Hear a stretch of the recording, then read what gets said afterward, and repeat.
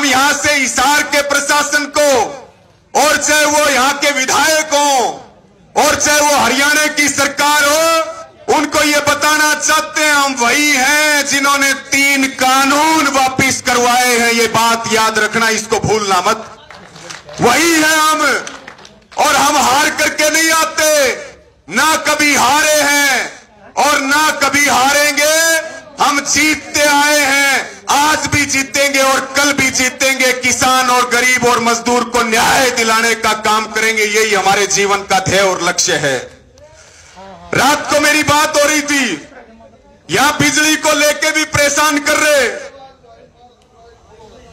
चाहे वो आपकी खेड़ी चोपटा हो, उधर बालसमंद हो, या इसके साथ में आदमपुर।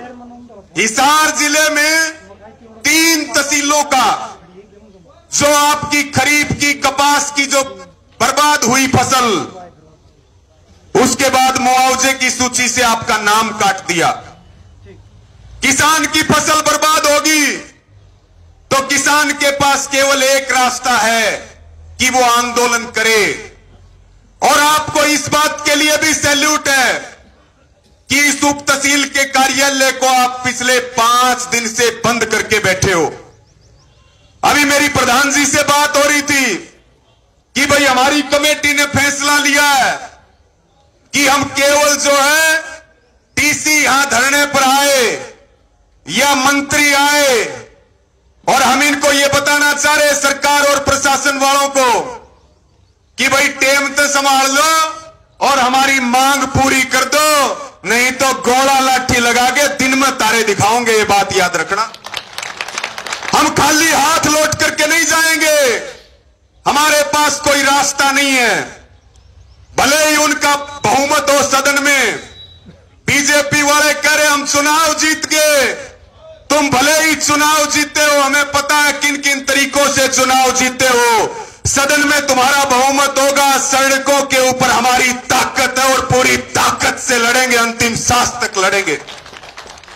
बहुत सारे मुद्दे हैं, मैं पुनः आप सबको ये बात कह रहा कि इसको पूरी ताकत से इस आंदोलन को हम चलाएं, और जो भी आप फैसला लेंगे उस फैसले में अपनी पूरी टीम के साथ, सभी साथियों के साथ पूरी ताकत से योगदान देने का काम करेंगे।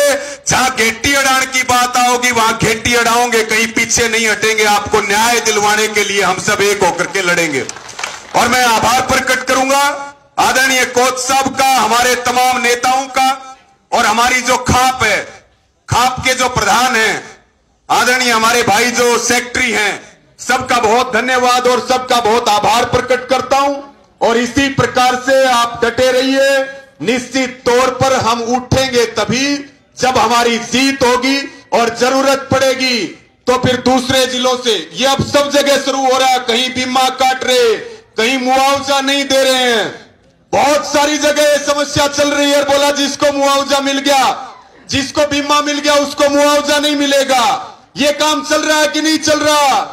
तो भाई जैसा आपने किसान आंदोलन में योगदान दिया, उसी प्रकार की ताकत यहां खेड़ी चोपटा में आप मजबूती के साथ दिखा रहे हो। और हरियाणा में आप एक संदेश देने का काम कर रहे कि जब भी स्थानीय समस्या आए, जब भी किसान को समस्या आए, तो जैसे खेड़ी चोपटा में आंदोलन चल रहा है ऐसे आंदोलन चलाने की जरूरत है। इसके लिए भी आप सबको बधाई। कल संयुक्त किसान मोर्चा की अपील पे पूरे देश में रोष प्रदर्शन है, विरोध प्रदर्शन है, ज्ञापन दिए जाएंगे राष्ट्रपति के नाम, और फिर एमएसपी का सप्ताह मनाया जाएगा। मैं पुनः आप सबको ये बात कह करके अपनी बात पूरी करूंगा, क्योंकि बहुत सारे वक्ता और भी हैं और हम भी कई जगह जाएंगे। निश्चित तौर पर इस बात को मान करके चले कि इस एकता को बना करके रखें, इस भाईचारे को बना करके रखें, अपने संगठन को मजबूत रखें, क्योंकि आने वाले समय में लोकसभा चुनाव से पहले जो किसान आंदोलन हुआ, अब एमएसपी गारंटी कानून की मांग को लेकर के इससे 10 गुना बड़ा आंदोलन हमें करना पड़ेगा, पूरी ताकत के साथ हमें लड़ना पड़ेगा।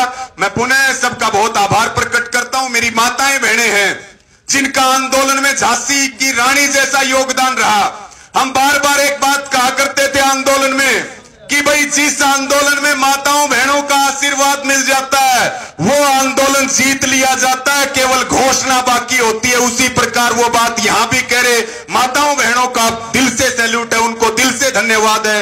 मैं अपनी वाणी को विराम देता हूं और एक बात आपको और कह रहे, जो आप हमारे ऊपर भरोसा करते हो, यकीन करते हो, प्यार देते हो, आशीर्वाद देते हो, अंतिम सांस तक अपने किसान कौम के लिए, मजदूर के लिए, गरीब के लिए अंतिम सांस तक लड़ते रहेंगे। ना कभी आपका स्वाभिमान कम होने देंगे और ना कभी आपकी पगड़ी को ठोकर लगने देंगे। अंतिम सांस तक लड़ेंगे। सबका बहुत बहुत धन्यवाद, आभार। दो नारे मेरे साथ लगा देंगे, किसान मजदूर एकता जिंदाबाद, किसान मजदूर एकता जिंदाबाद, जय किसान।